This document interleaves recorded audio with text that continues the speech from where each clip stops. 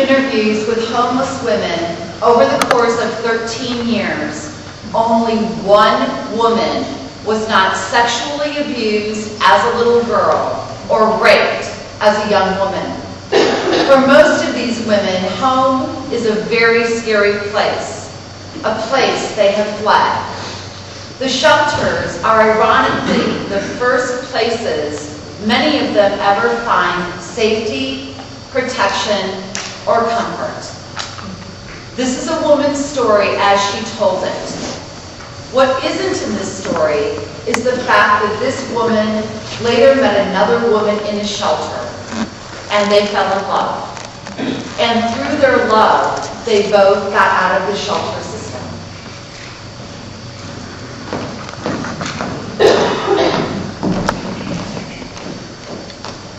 Memory, December 1965, 5 years old.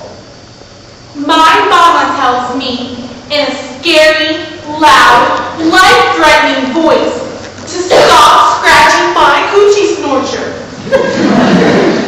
I become terrified that I scratched it off down there. I do not touch myself again, even in the bath. I'm afraid of the water getting in and filling me up so I explode. I put Band-Aids over my coochie to cover the hole, but they fall off in the water. There to prevent things from injuring me. I sleep with 3 pairs of Happy Heart pattern cotton underpants underneath my snap-up pajamas. I still want to touch myself sometimes, but I don't. Memory, 7 years old. Edgar Montaigne, who's 10, gets angry with me and punches me with all his might between my legs. It feels like he breaks my entire self. I live home. I can't pee. My mama asks me what's wrong with my Coochie Snorcher, and when I tell her what Edgar did to me, she yells at me and tells me never let anyone touch me down there again. I try to explain. He didn't touch it, Mama. He punched it. Memory, 9 years old. I lay on the bed, Bouncing and falling, and impale my Coochie Snorcher on the bedpost.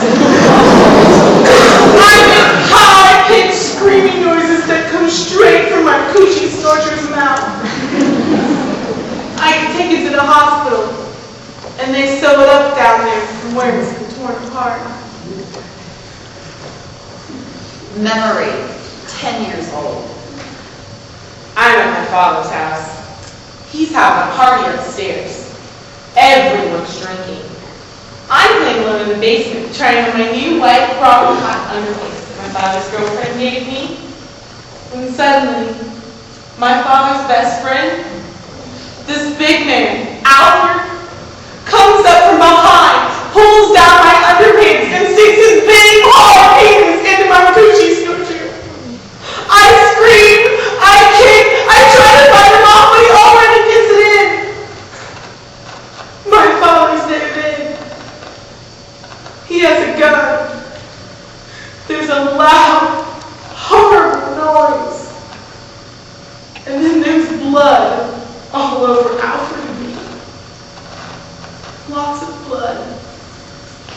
I'm sure my Coochie Snorcher has finally fallen out. Alfred's paralyzed for life. And my mama doesn't let me see my father for 7 years. Memory, 13 years old.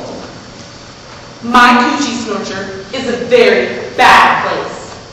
A place of pain, nastiness, punching, invasion, and blood. It is a site for mishaps. A bad luck zone. I imagine a freeway between my legs. And I'm traveling, going far away from here. Memory, 16 years old. There's this gorgeous 24-year-old woman in my neighborhood, and I stare at her all the time. One day, she invites me into her car. She asks me if I like to kiss boys, and I tell her I do not like that. Then she says she wants to show me something, and she leans over and kisses me softly on the lips with her lips, and then she sticks her tongue in my mouth. Wow. She asks me if I want to come over to her house, and then she kisses me again and tells me to relax, to feel it, to let our tongues feel it.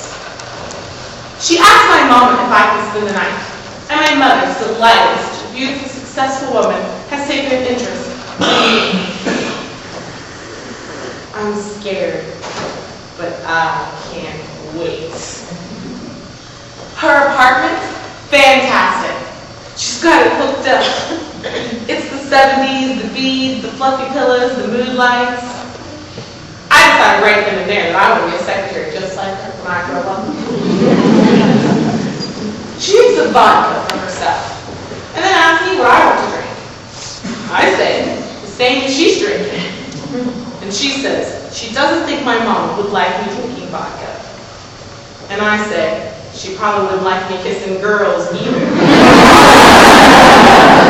And the pretty lady makes me drink.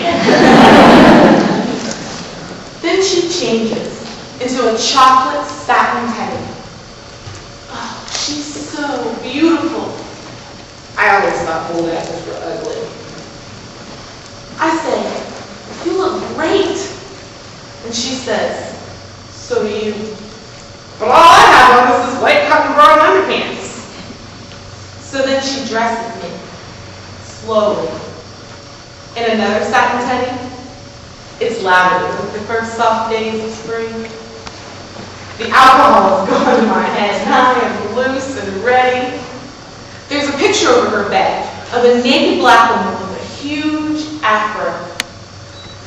She gently and slowly lays me out on the bed, and just our bodies rubbing makes me come. Then she does everything to me in my Coochie Snorcher that I always thought was nasty before. And wow, she says, your vagina, untouched by man, smells so nice, so fresh. Wish I could keep it that way forever.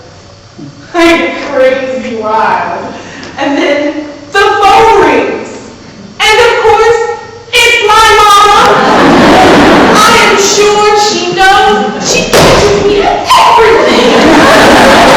I am breathing so heavy, and I try to act normal when I get to the phone, and she says, what's wrong with you? Have you been running? No, Mama.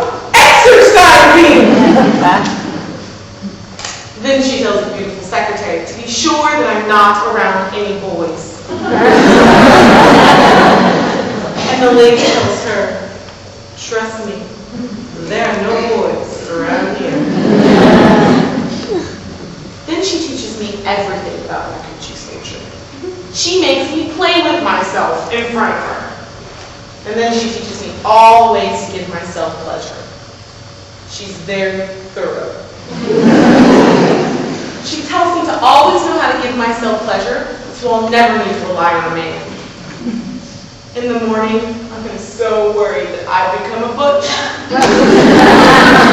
I'm so in love with her. She laughs, but I never see her again. Later I realized she was my surprising, unexpected, politically incorrect salvation. She transformed my sorry-ass Coochie Snorcher and raised it into a kind of heaven.